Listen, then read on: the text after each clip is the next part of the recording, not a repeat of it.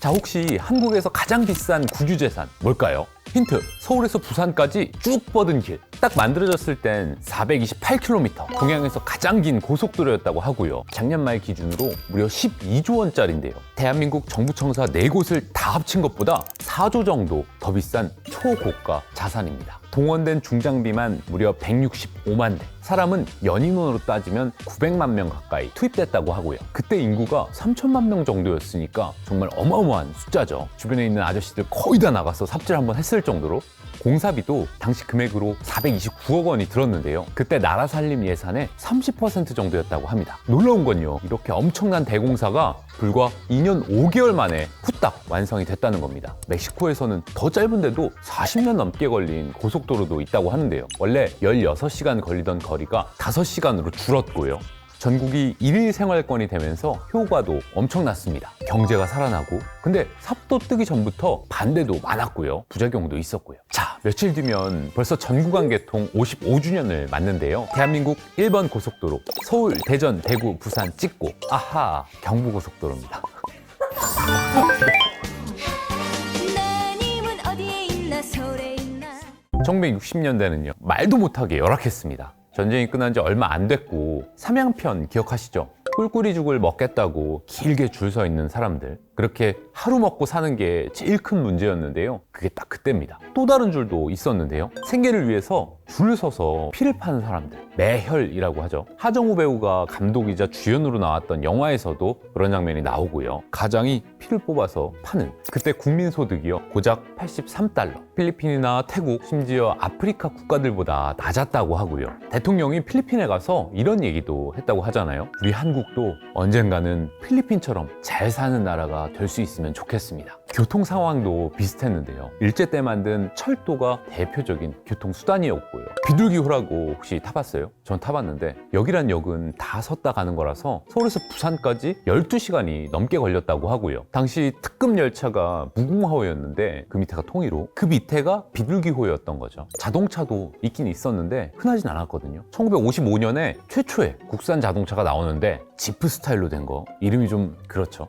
시작할 시, 출발할 발. 근데 비싸서 서민들한테는 그림의 떡이었고요. 전국에 자동차가 한 10만 대도 안 될 때였는데 고속도로는커녕 포장된 도로도 거의 찾아보기 힘들었습니다. 근데 60년대 중반에 해외 두 곳에서 아주 인상적인 장면이 펼쳐집니다. 하나는 서독, 또 하나는 태국이었는데요. 1964년 대통령 사절단이 서독을 방문합니다. 우리처럼 분단 국가였지만 이미 경제 성장을 이룬 나라였죠. 라인강의 기적이라고 하는. 당시에는 대통령 전용기도 없고 장거리 뛸 수 있는 비행기도 없어서 독일 국적기 루프트한자를 빌려서 타고 갔는데요. 차관을 요청하러 간 거였죠. 돈 빌리러. 파독 광부, 간호사분들도 만나고요. 그리고 거기서 아우토반이라는 자동차 전용 도로를 대통령이 직접 달려보게 됩니다. 당시 독일은 벌써 한 3,000km 정도 되는 고속도로망을 갖추고 있었거든요. 에하르트 총리가 이게 전쟁으로 쑥대밭이 된 독일을 일으켜 세운 결정적인 역할을 했다고 했는데, 대통령이 그 아우토반을 달려본 거죠. 160km 놓고 달렸대요.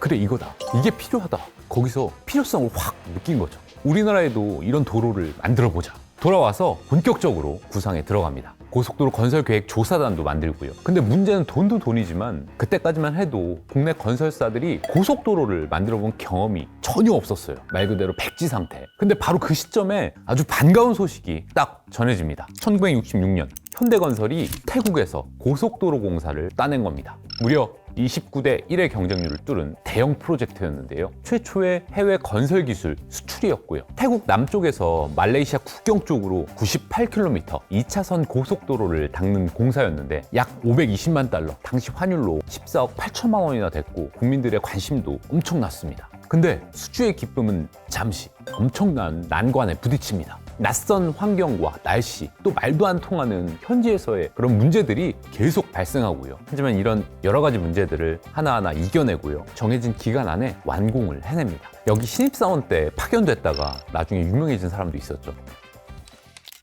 돈을 벌지는 못했어요. 아까 도급액이 14억 8천만 원이라고 했잖아요. 공사비가 거의 18억 가까이 들면서 큰 적자를 보긴 했지만요. 정주영 회장은 그걸 실패라고 생각하지 않았습니다. 비싼 수업료를 낸 거다. 단순한 손해가 아니라 앞으로 더 큰 일을 해내기 위한 값진 경험이자 또 공부라고 여긴 거죠. 그리고 그때 쌓은 국제 경험과 노하우가 이후에 우리나라 고속도로 건설의 핵심 자산이 됩니다. 설계는 물론이고요. 공정을 어떻게 관리할지, 또 신식 장비들을 어떻게 효율적으로 운용해야 할지, 아스콘 생산과 포장 기술 등등등 현장에서 꼭 필요한 실전 감각들을 이때 다 연습을 했던 거죠. 결국에 이 서독의 아우토반과 태국의 첫 해외 고속도로 공사, 이 두 장면이 훗날 경부고속도로 건설이라는 대역사를 가능하게 한 출발점이자 발판이 됐던 겁니다. 가장 중요한 것은 우리가 살아나가는데 아주 긍정적인 생각이다, 이렇게 생각을 합니다. 모든 것을 가능하다고 생각하는 것이 모든 것을 해결한다. 하지만 반대가 엄청났습니다. 제일 큰 문제는 큰 도로를 만들어도 다닐 차가 많지 않았다는 거였죠. 요즘으로 치면 전기차도 안 깔렸는데 충전기부터 설치하겠다, 뭐 이런 느낌. 또 잘 사는 사람들 놀러 다니는 길 아니야? 뭐 그러고 남북 간 도로보다 동서 간 도로 연결이 더 시급하다, 이런 주장도 있었습니다. 그 당시엔 그 정치인들이 막 반대했어요. 차도 몇 대 없는데 돈 있으면 농사뭐 짓는 시골의 비료 공장에도 하나 더 만들지.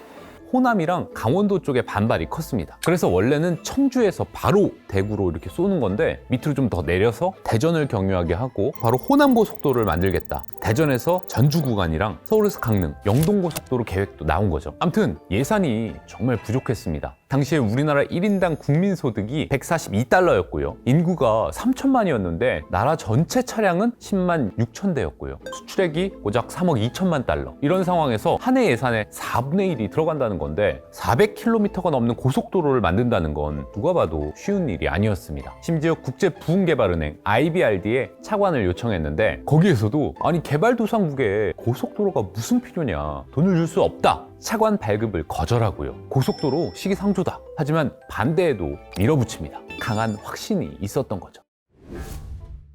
1967년 10월에 경부고속도로 계획을 전격 발표하고요. 곧 현대건설 사장실로 전화 한 통이 걸려오는데요. 띠리링, 여보세요.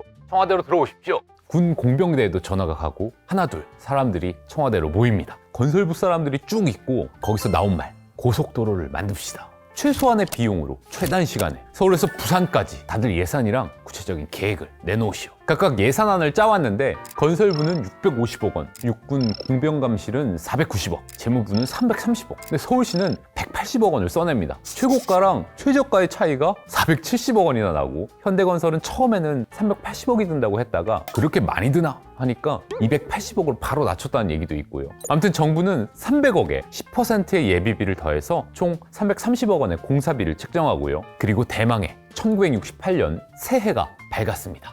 경부 간의 고속도로 계획, 이런 것은 우리들의 기술과 우리들의 자본과 우리들의 노력으로서 한번 이루어보자.